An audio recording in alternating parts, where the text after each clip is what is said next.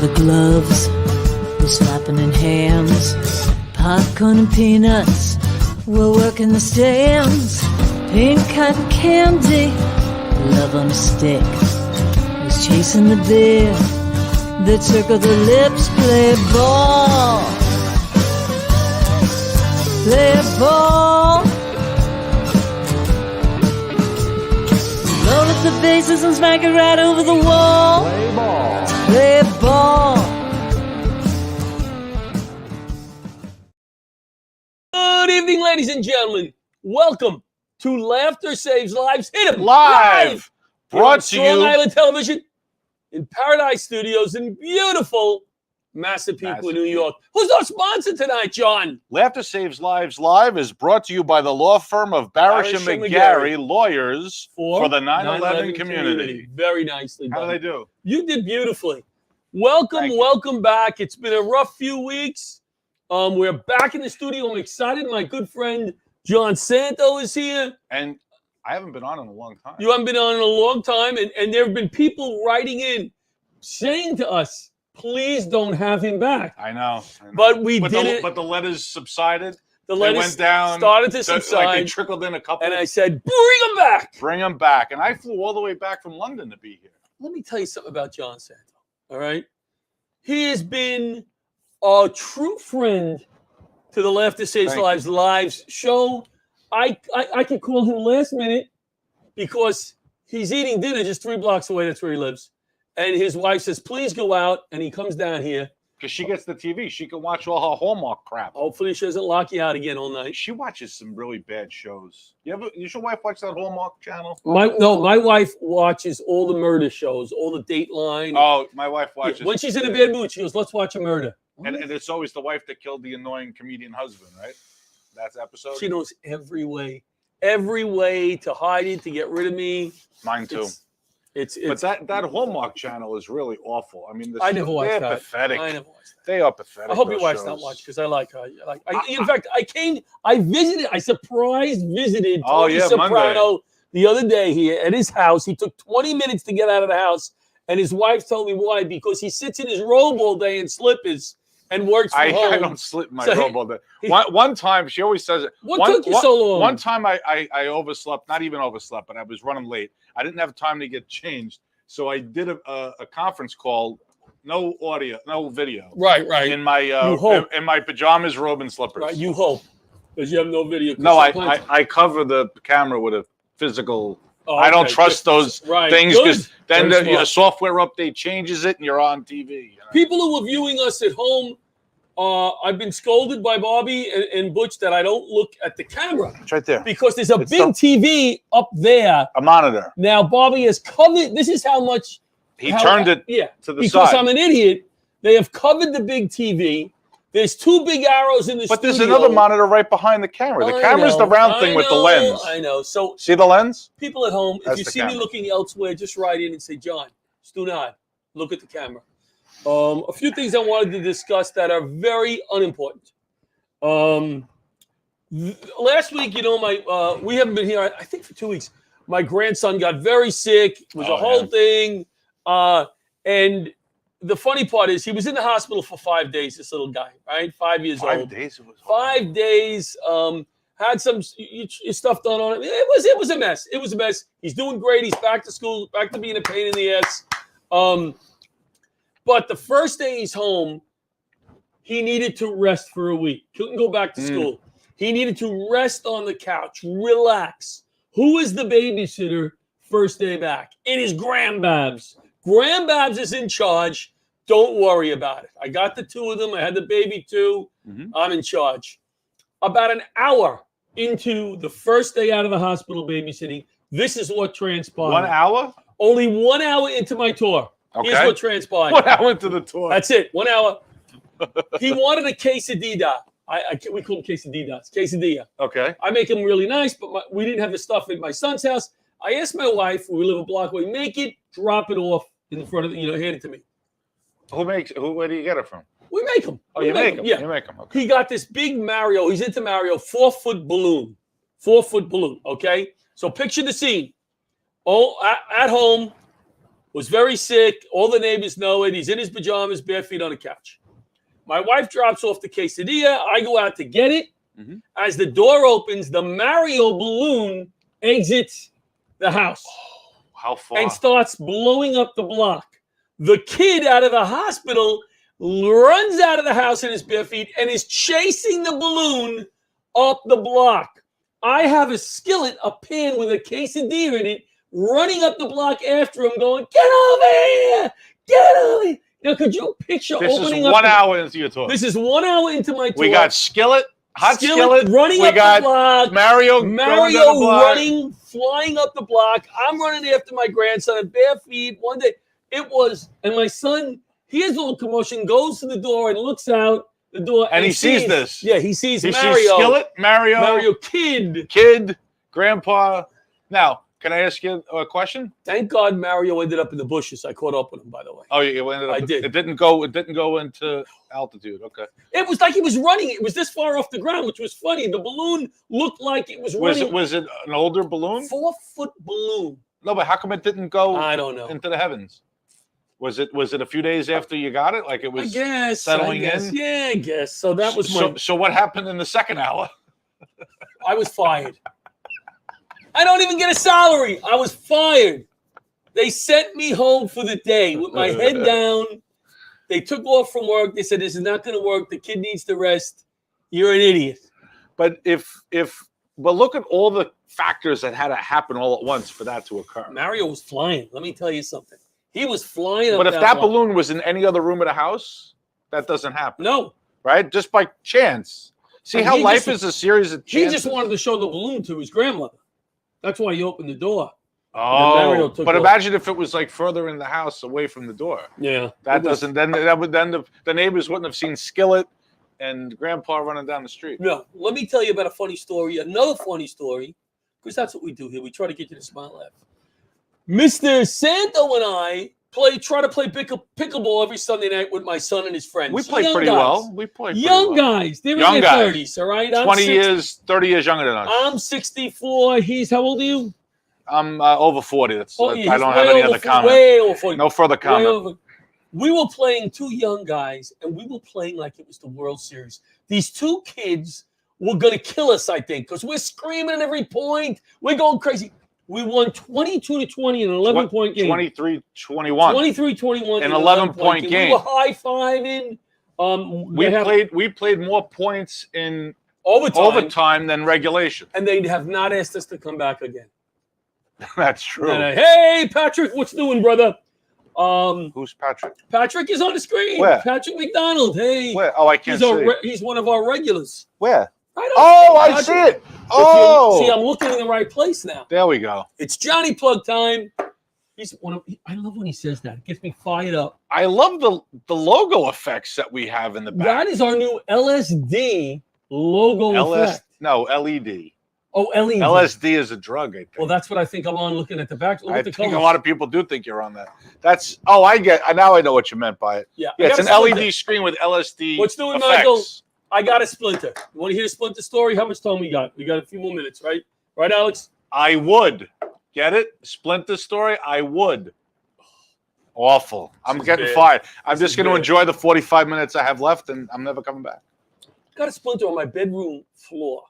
Finished floor. I was going to bring the picture. It was this big. Now, I went to the foot doctor to get it out. You think I'm crazy, right? The foot doctor? Yes. Listen to me. If you're pulling out a splinter, I'm going to give a public service announcement here. This is what we do. Laughter saving lives. Right. I'm listening. Saving lives through splinter removal. Now I can see it on TV. I can see the comments better. Okay. Splinter removal. Do not, if it's any deep at all, try to pull it out if it's not hanging out. Why? Because you may push it in or break it. Can you use a tweezer? Well, that's what we dug into my foot for an hour the night before. It was very sore then. So I said to my wife, I'm going to the foot doctor. I thought of this on my own. Mm-hmm. Not going to the emergency place. Let me go to the experts. And I walked in, and he said, well, I'm going to numb your foot. I said, that's good. That's what I need. You went to a foot doctor? Foot doctor, because I had a splinter in my foot. But what if you had it in your hand? Isn't it the same treatment? No, I would have went to a hand doctor, I guess. But couldn't you go to any doctor? It doesn't matter what part of the body it's in. But I figured a foot doctor does this a lot. Because people walk and they get. That's true. Yeah, All right, that's I what I'm see. thinking. It's what That's Joe true. was thinking, right? That's true. That makes sense. Right? Yeah. Now that you say it that way, yeah. Thank you. So I go to the foot doctor, and he says, "I'm going to numb your foot." That's what I wanted. Numb the foot. I figured he was going to slice it a little bit, pull it out. A little slice, I wouldn't feel it. I said, "Okay, where are you sticking the needle?" He goes, "Well, the bottom is cut. I'm going to stick the needle through the top of your foot." Hello? Hello? I don't like that. I'm supposed to be being brave here now. Yeah. And there was a female doctor with him in training, and there was the fireman with his foot up, starting to almost cry. It wasn't a good look. He goes, I go, "What do you mean through the top? The splinter is on." That's a lot of anatomy to go through with a needle. How big is this needle? Yeah, I was going to say. So we stuck the needle in, and I just gave one of these, and we gave one of these. Look, like that. But on the inside, what was it? Oh, crying. Yeah. He was crying. I'm not good with. So we stuck it through numb. Now, here's how we got it out. This public service announcement. Remember this? He didn't pull it out. He didn't cut it out. He scraped layers of skin away. And he got it out that way, and he pulled it out. And he goes, "Wow, this is one of the biggest splinters I've ever pulled out." So and how did you get it again? It was on a floor? It was my finished bedroom floor that obviously needs to be finished again. It needs to be, this is something, is this just one area, one plank? Yeah, I guess so. What else did I want to talk about? But what a nice feeling when you finally get it out. Like when you pull out like an ingrown hair or something, you're like Rocky at the top of the mountain in 4. When he climbs the mountain in Siberia, you're like, I did it. Yep. Let me end the opening section with this. Call 911. If you're having an emergency, don't be afraid. There are people that always call 911. Always call 911, right? There are the rest of us who don't call 911 a lot, especially if you're not an emergency responder, you don't know the deal. Don't be afraid to call 911. That's what they're there for. That's what they're trained for. And the good part is, because I had to talk my son to call 911, my grandson at one point, they come with a non-emotional, clear mind. They're not emotionally involved. They can focus on the problem. That's true. If you have a family member, I don't care what kind of training you have. I don't care. Yeah, when you're it's your losing family, it a little bit. yeah, You're losing it. I was losing it a little bit. And the little guy, bleeding. I was losing it. Kept my cool. But after they got into the ambulance, No, I didn't. Should we remind them what the number is for 911? Yes, please remind them what the number is for 911. 911. Thank you. We're going to go to break, and we'll be back with our first guest, Anna Barry.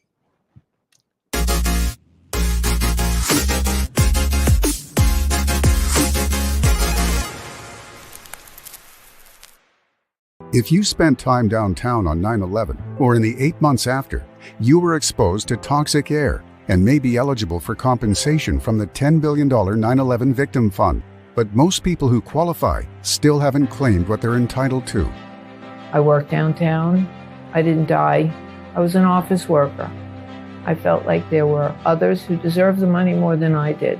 A major reason people haven't claimed the money they're due is guilt. They feel guilty claiming funds when others died or were first responders. I heard there were 9/11 funds, but because I wasn't a first responder, I did not apply. You do not have to be a first responder to qualify. This fund was created for everyone who worked, lived, or attended school south of Canal Street, who may have experienced or have experienced respiratory illness or any of the 68 cancers linked to the toxins. Even if you have a family history of cancer, there is a presumption linking most cancers to the toxins. I thought it was too late to make a claim. My spouse worked downtown at a bank and died of cancer. Honestly, I just haven't felt up to it. The government's $10 billion Victim Fund and Health Program have been permanently extended. You just need to have been below Canal Street on 9/11 or at any time in the following 8 months. To see if you qualify, call or go to 911fund.com to speak to a representative of Barasch and McGarry, lawyers for the 9/11 community. There are many reasons people who are eligible for compensation are not stepping up to claim it. To those who are holding back, I would say just take the first step. Ask for help. Make the call. It's not too late. I called and I qualified. I qualify. I qualify. Millions of dollars remain unclaimed. You do not have to be seriously ill to qualify.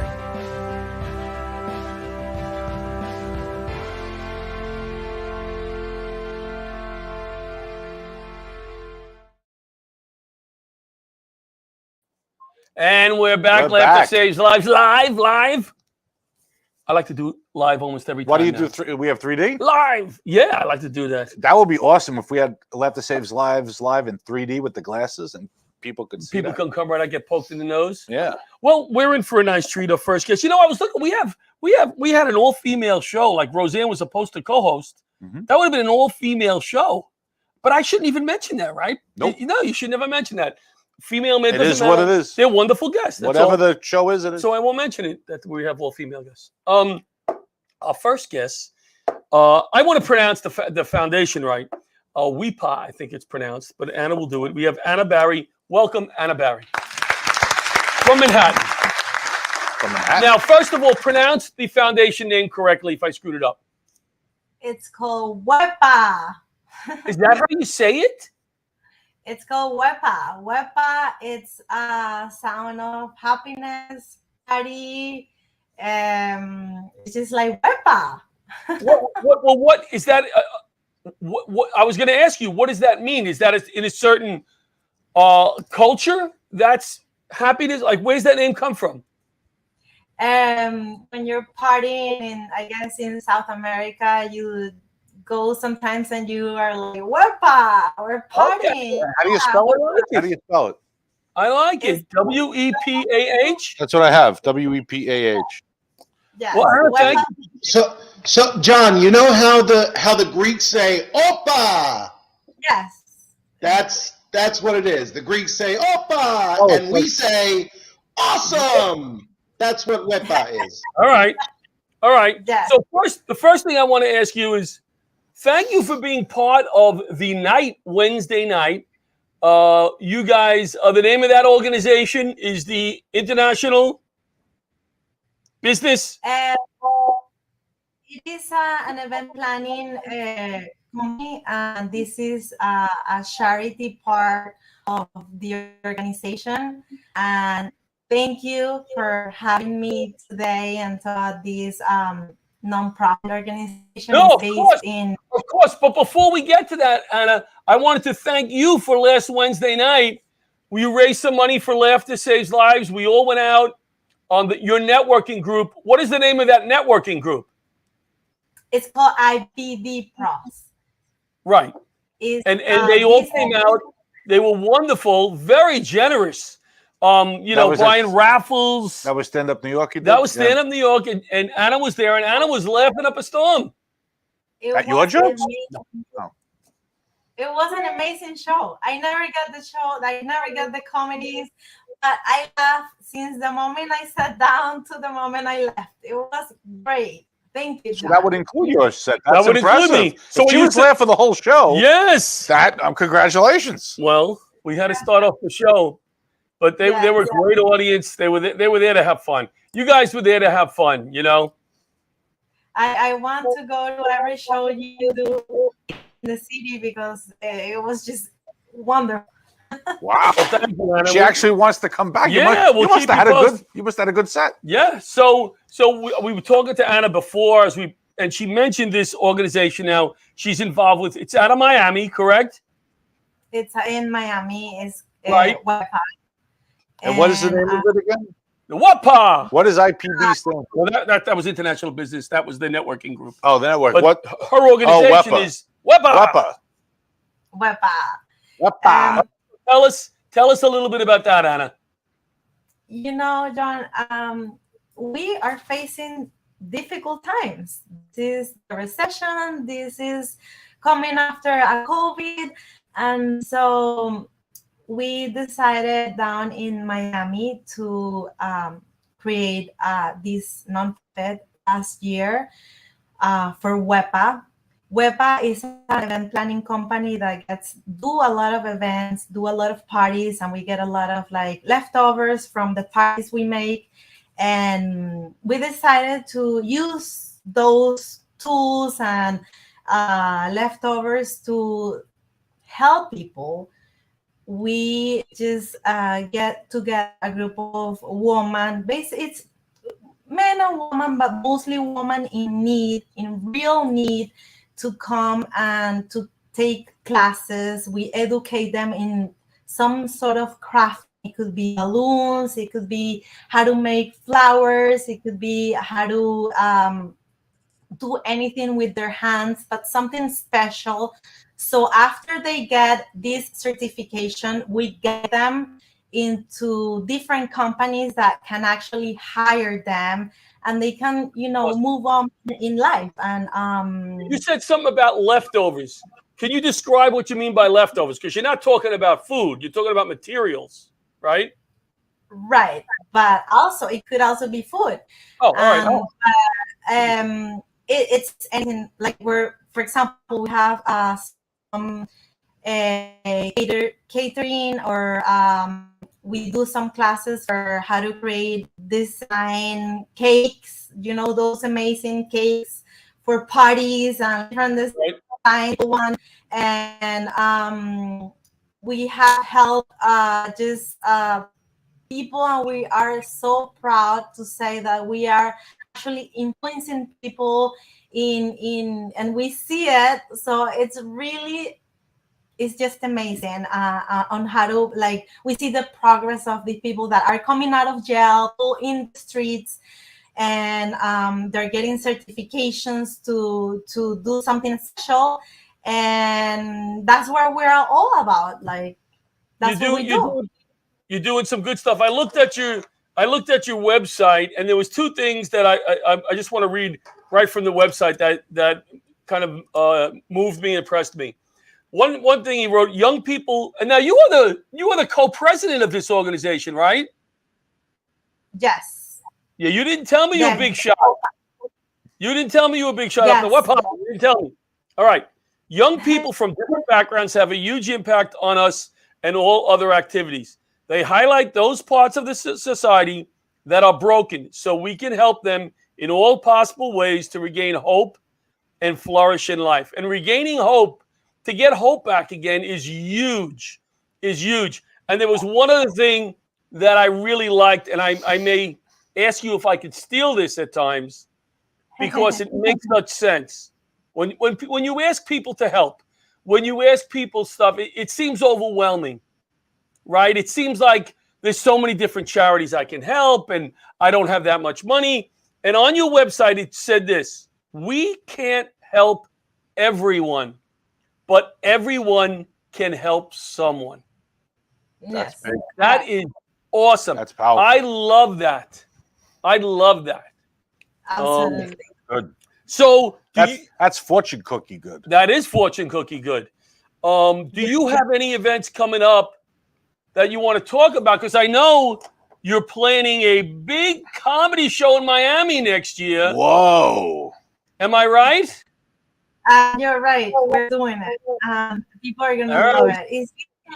So the next event that we have coming up is a floristry class. It's for women in need, just women in the street that are getting certification. And we are working with another nonprofit that's called Chapman, and we're getting a group of people together and teaching them how to create floristry design centerpieces for any kind of party. And then not only we teach them how to do it, but we're also going to guide them on different companies that work with us to find jobs. So once they learn on WEPA, they don't only learn, but they also move forward with a job, and then they can support their families. So how long have you been doing this?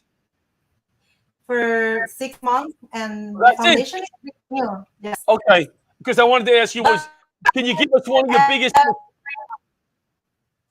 Is there one story in particular, without of course giving us names, that somebody that really turned it around and you're really proud of? And well, we don't have a story in particular, but we work with people coming out of jail that had no idea what to do.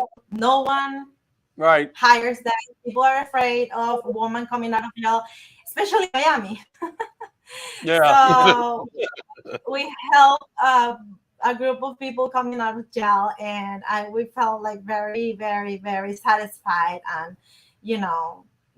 and if I work here in real estate in New York. But if I didn't have to work, I would just like spend my entire time doing charity work, because when you help people, you know, it's somehow the universe helps you. So yeah. Great feeling. You said people are afraid of women coming out of jail. John and I are afraid of women coming out of our houses. There are women in our houses that we're afraid of.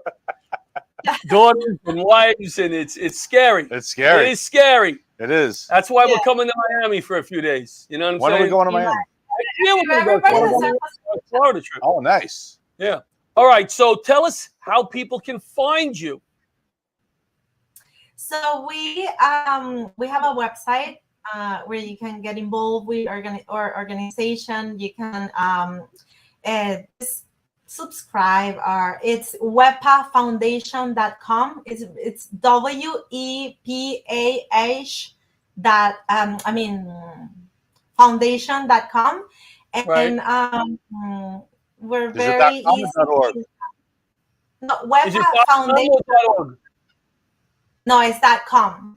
.com. All right. Yes. And it has been a pleasure working with you on the comedy event in the city and getting to know you.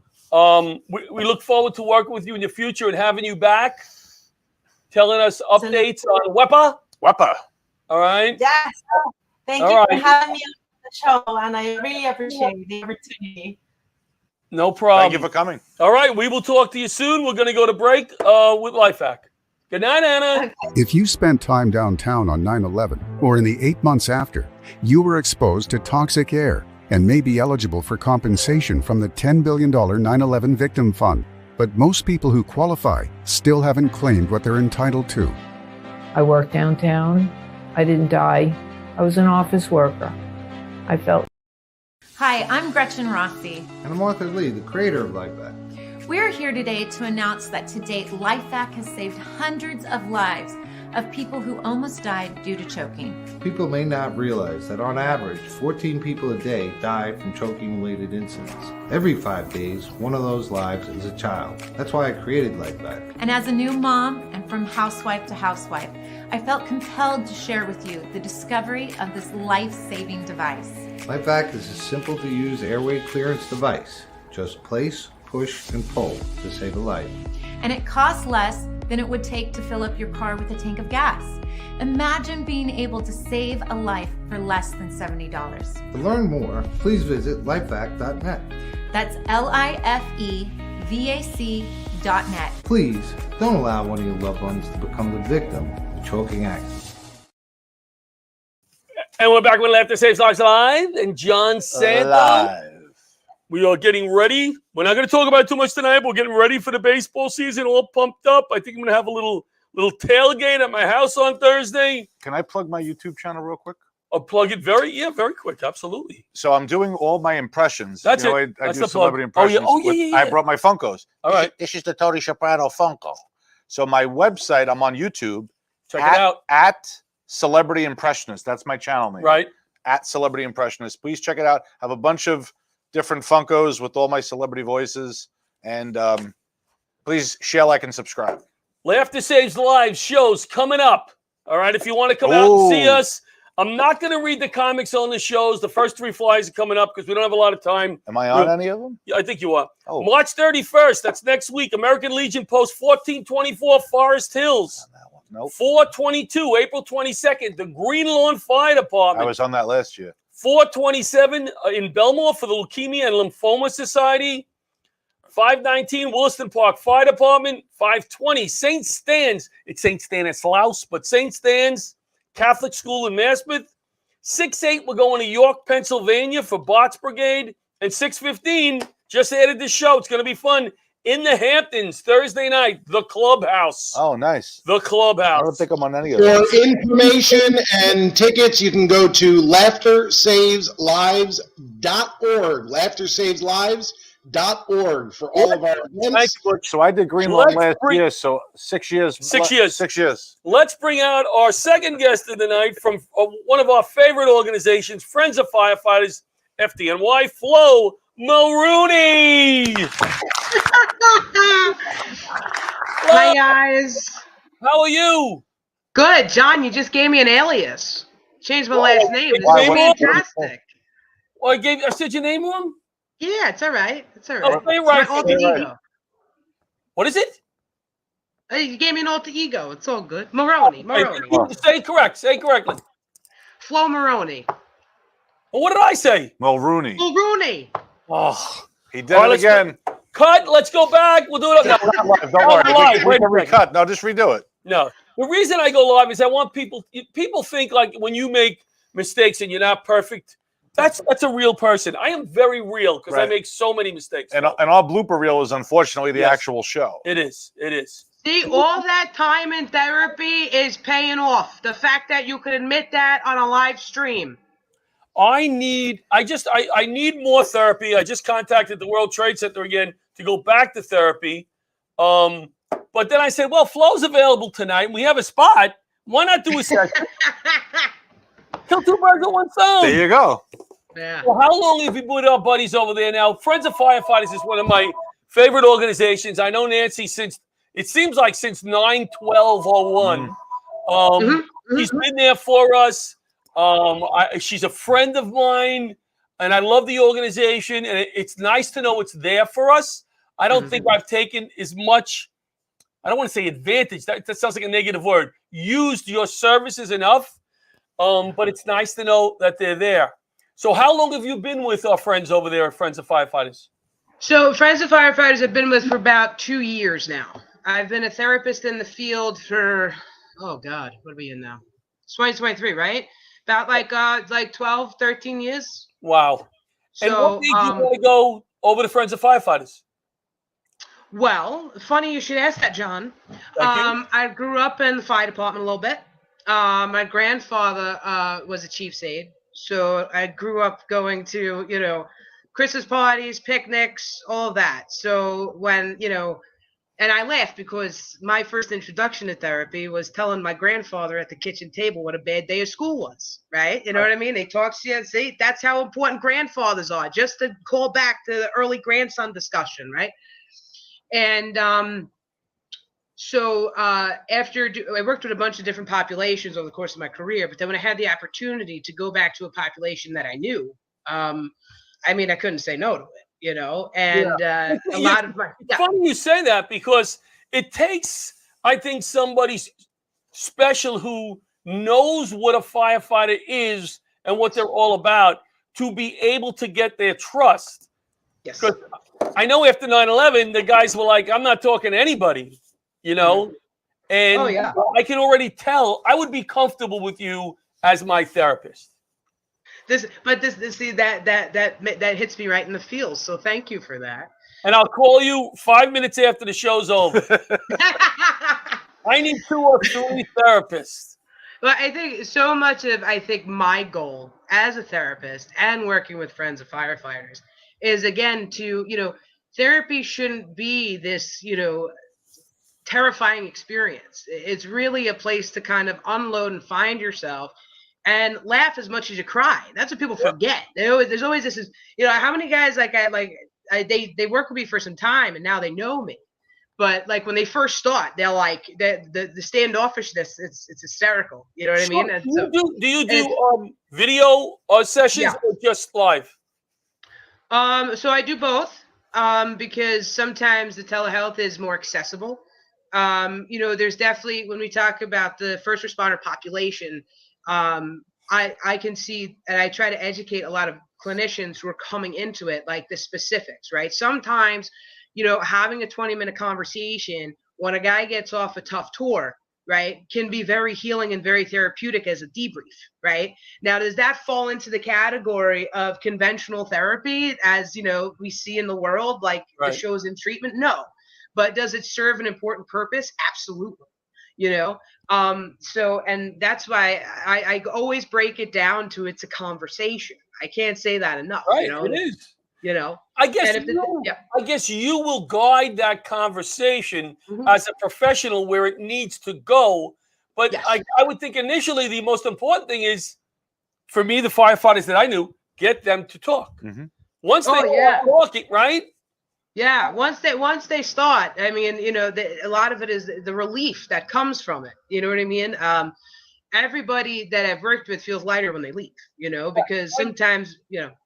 And I'm sorry, this is why I go from therapist to therapist, because I don't let them They're like, speed dating, John. Speed dating. Out. When I mentioned 911 before, call 911 because the person that's coming is not emotionally involved and they can handle the situation from a professional. It's the same with you and therapy. I can say things to you that I wouldn't say and he's a good friend of mine. But I made him comfortable saying to John, my wife, whoever, my son. But I can say it to someone like you and feel like I'm not going to be judged. Yeah. And that's I think we start seeing different levels of triage, right? You know what I mean? Like if I have like a serious car accident, right? I'm going to call 911 and have those professionals handle it. Right. And they can do it 1, 2, 3, standard operating procedure, extraction, all that stuff. But the funny thing is that tough fireman who just pulled me out of a car, now he's got to talk about his kids growing up and fighting with his wife. And it's like, I don't know how to do this. And then they come into therapy and it's like, then the therapist has that ability, how they stay calm, right? With an extraction, we stay calm in family crisis, right? Because that's what we're taught to do, What made me, because my therapist left World Trade Center. All right, she quit. They quit on me. No, she didn't quit. She left and I didn't follow up. All right. Mm-hmm. But my grandson got sick a few weeks ago and he had this really bad bloody nose. And I had nose problems years ago. I was bleeding out in the firehouse in the bathroom. I was rushed out. And it flushed back all of these memories. Yeah. And immediately I said, because of speaking to people in the past, I need to speak to somebody about this. So if you've been in therapy, people understand that. It's not a negative thing. It's a very positive thing. You have another outlet because it's going to come out one way or another. Right. And that's a lot of the work even I do. In the past year, we've been really kind of focusing on, post-traumatic stress, right? And awareness of it. And a lot of things have changed in the field. They're getting away from labeling it a disorder because right now it's seen as something that it's a healthy response to a completely unhealthy situation. And how do we destigmatize that? Because here's the thing. If you're someone who's running towards something as the world is running away, that's going to leave a mark. But it's about understanding that mark does not have to haunt you the rest of your life, right?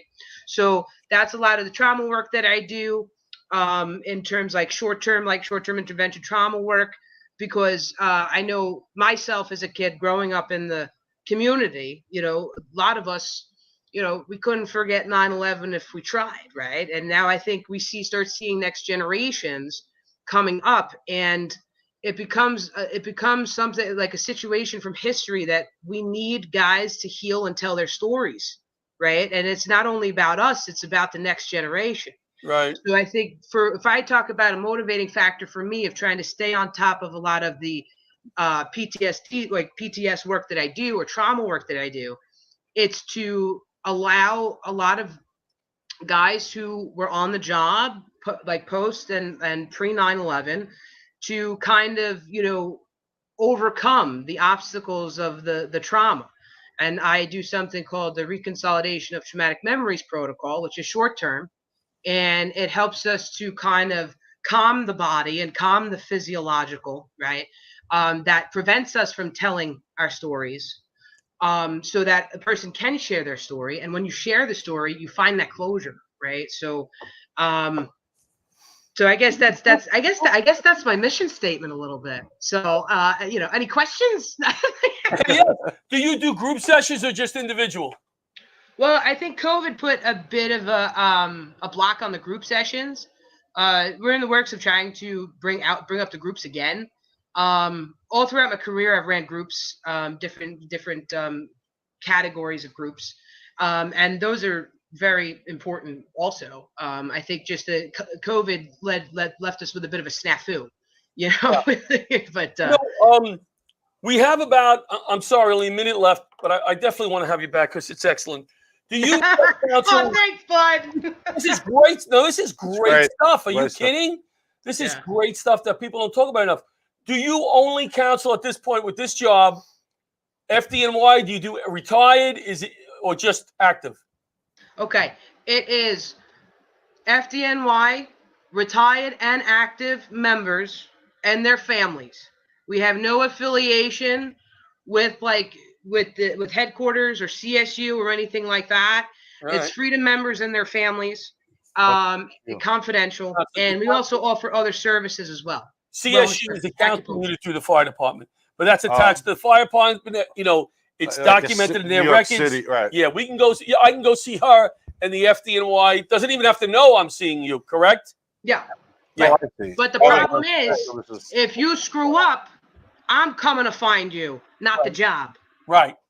You know what I'm saying? Yes. Yeah. And I screw up a lot, so you'll be looking for me.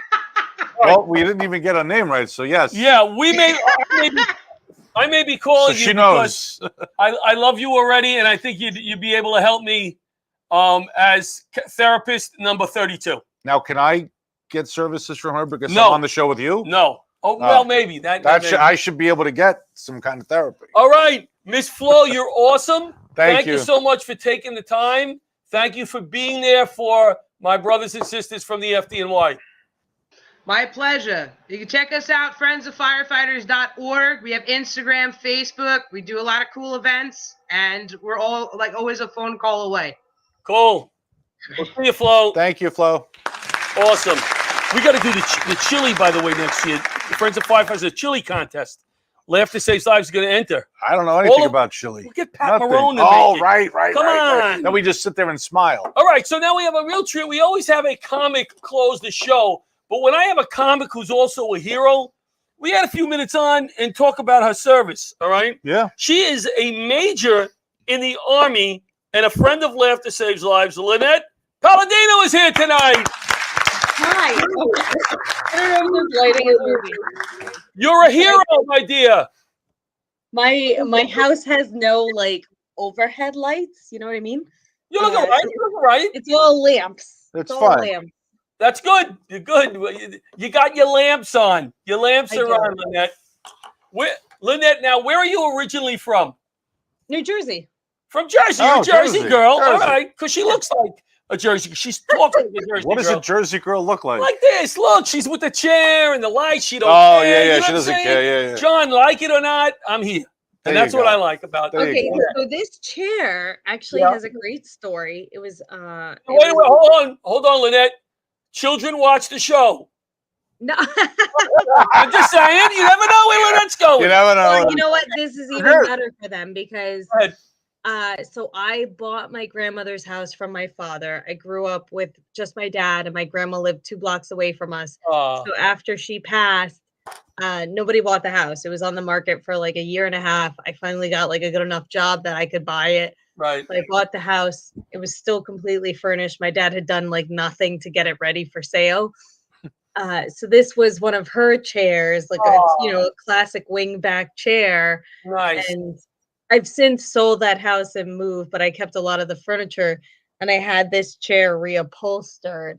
I love it. I love that. Yeah. So kids, if you're listening, you want to reupholster your grandparents' stuff, otherwise they'll haunt you. And my grandfather was an upholsterer, and what he would always say is, the furniture today is garbage. If you have good, solid furniture, just reupholster it because they don't make it like that anymore. No. I mean, it's not cheap. You know, reupholstering things is wildly expensive. Mm-hmm. But I mean, I think it's a great chair. It's sentimental, of course. Of course. Now, you are a major in the Army, and I was just asking John because I know my ranks. That's way above general. Am I right? So close. Very close. General is the highest. It's brigadier general, major general. You're thinking of major general. 2 stars. Then lieutenant general's 3. Then general. From Jersey is should 4. be a major general. She should be maybe one day. Yeah. At least a colonel. So tell us a little bit about your service, because I'm very impressed. So you're still in the reserves, I gather? I am. I'm still in the reserves. I currently belong to a civil affairs unit out in Bristol, Pennsylvania. It's a really lovely unit. Very interesting work that I've never really been exposed to in my previous assignments. So I I don't do civil affairs. That's like when you really go out and liaison with the locals, like, hey, what do you need? And that's the kind of stuff where we build you a school, we get you running water, we bring electricity to your village, or we help you hold elections. We'll send a veterinarian out to your farm to figure out why your cows are dying. Yeah. I don't do that. I do intel, which is very much the opposite. I'm like, who do you want killed? Because I got a guy. And I like the word you said, a lovely unit. The only reason you said lovely is because you're sitting in grandma's chair. That's something a grandma would say. It's I've never heard a lovely unit before. No, I say that because I spent 10 years in the New York National Guard, and that was less than lovely. Lovely. It was it's a tough organization. Now, Lynette, you're doing stand-up comedy. Mm-hmm. Okay. Do you talk about your service during your stand-up? Oh yeah, absolutely. It's about the first 10 minutes of my act, and it's covered everything from deployments to losing weight on deployments and people's reactions when you haven't seen them in 10 months and you've lost a ton of weight. I tell you what, we hate to put you on the spot, but I why don't you do a few of these bits for us? Sit down comedy. You don't have to get up with a mic. Just sit there and go through some of these bits for us. I can do one for you. Do three. No, I'll do one. I so I was saying I lost a lot of weight on my last deployment. I've been deployed 3 times, and on the last one I lost like 20 pounds. And when you haven't seen people in 10 months, they tell you, they're like, "Oh my gosh, you lost so much weight. Wow, you lost a lot of weight. You lost like a ton of weight."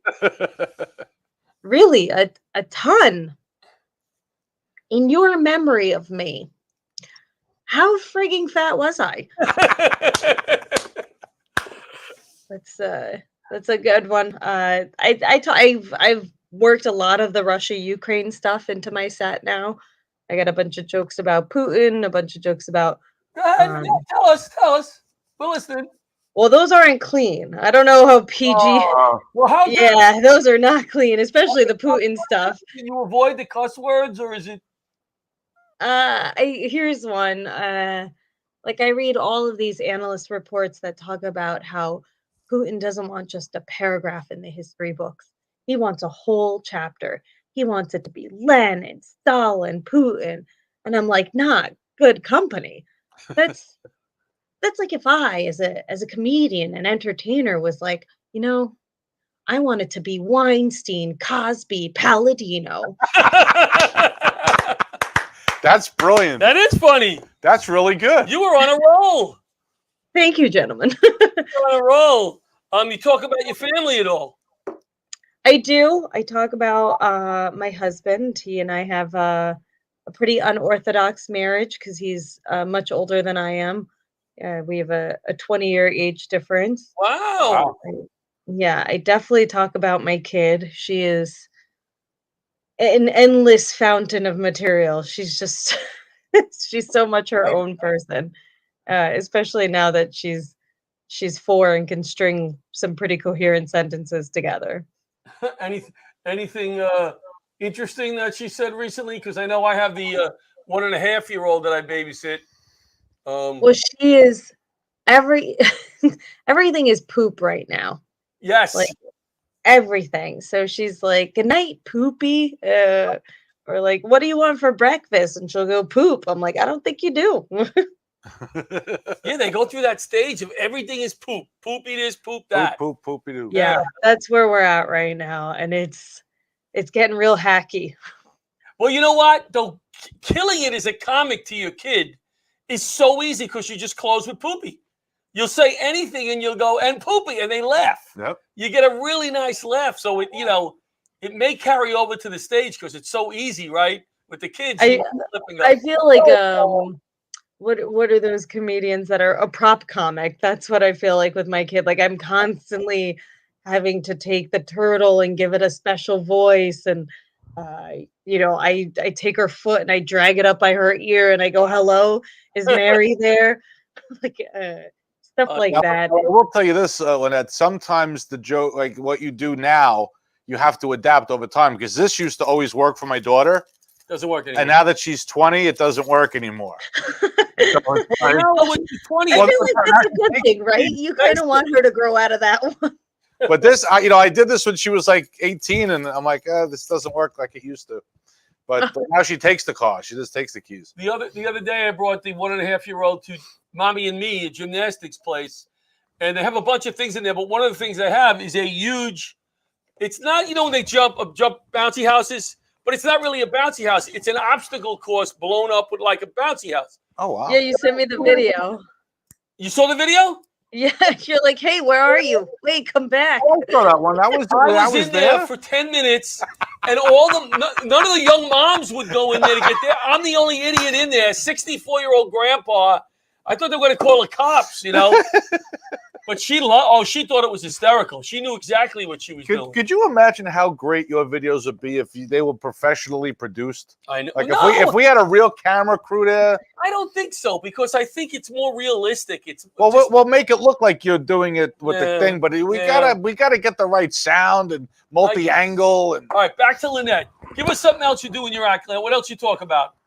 Because we're loving the stuff you did so far. Yeah, this is really good. Yeah, you're funny. I mean, I recently started doing some stuff about infertility. Like we were trying for a second kid for a long time. And it's like, it's just one of those weird things. People look at you and go, well, you already have one kid. How come what's the deal? Why? And it just didn't happen, right? Like we just could not make a second kid. And so it's literally called unexplained infertility. And you're walking into these fertility specialist doctors and they're like, hey, this is what we call unexplained infertility. And I'm like, well, I just paid you a ton of money. So maybe Google it. I don't care. Make it up. Like, make something up. With that kind of money, you want explained, not unexplained. Yeah. You could tell me I have Wingardium Leviosa. Like, I don't care. See, you guys are too old for that reference. That was a Harry Potter reference. I wouldn't know. It's not that we're too old. I just never watched. I never read Harry Potter. I appreciate you calling us old. Though, yeah, that was. Well, I grew up on those books. Like those books were. I was at Barnes and Noble at midnight when those books were being released. Yeah, my daughters would get that reference. We have drifted apart. Laughter Saves Lives in Lynette over the last 1.5, 2 years. We want to get you back on some shows. We respect and appreciate your service. Yes, thank you for your service. And that's who we want to support with Laughter Saves Lives, comics that have served, but also you're funny and everyone in one. I don't think it's been that long. I think I did a gig with you guys last June. Well, I think it was before COVID, wasn't it? Before. No, I did I did a wild one. We did the firefighter museum. Were you on that? Not the last one. Were you there on the last one? Oh, yeah, boy. I was. I think it was me, Mary Kennedy. Yes. Oh yeah, that was in last year. I forgot. She was in last year because last year she was at Greenlawn. Yeah. Well, yes, we'd love to have you back. We'd love to have you back. That was a crazy gig because those firefighters are hard to wrangle. And that whole gig was set up poorly though with a bar right by. I'm not going to talk about the gig because I'm not going to do that like that again. But Lynette was amazing on it. Of course, Lynette. But Lynette, tell our followers where to find you, where you are next. Well, I mean, your audience is a lot of Long Island, right? Yes. I'm heading out east this weekend. I'll be at the Bay Street Theater in Sag Harbor. Fun. Nice. Yeah, a beautiful theater. Definitely come on out. The lineup is just stacked. Regina DeChico, a very funny comedian. Her family owns the Chico and Sons grocery stores. If you're familiar with them, I think they're up in the Westchester area. Mm-hmm. But she's the warm-up comic for The View. She's just a killer comedian. Chanel Ali from Philadelphia. She's also very funny. And you. And yes, but you know what too? Like if you prefer cleaner comedy, this is like, I would say this is very sweet, wholesome, uh, wild perspectives on life. Like Regina's married but no kids. I'm married to an older gentleman but no kids, but with one kid. Chanel is from Philly, so she's got her whole thing, and she'll tell you straight up that she was an orphan. Cut you off. We got to go one more time with the website. My website's LynettePalladino.com. This Saturday at the Bay Street Theater. If you guys are looking for a show, come on out. All right, Lynette. It's so nice to hook up with you again and talk. We can't wait to see you on the Laughter Saves Live show. Yes, thank you. All right, be well, Lynette. Lynette Palladino, U.S. Army Major, well above a general, well above. We will be back next week. She appreciates the pay raise. Yes, with two wonderful guests. Thank you so much, John Santo, for always coming to the rescue for Laughter Saves Lives. Happy to help. We're going to go over to the diner and talk New York Mets baseball. Good night, everybody.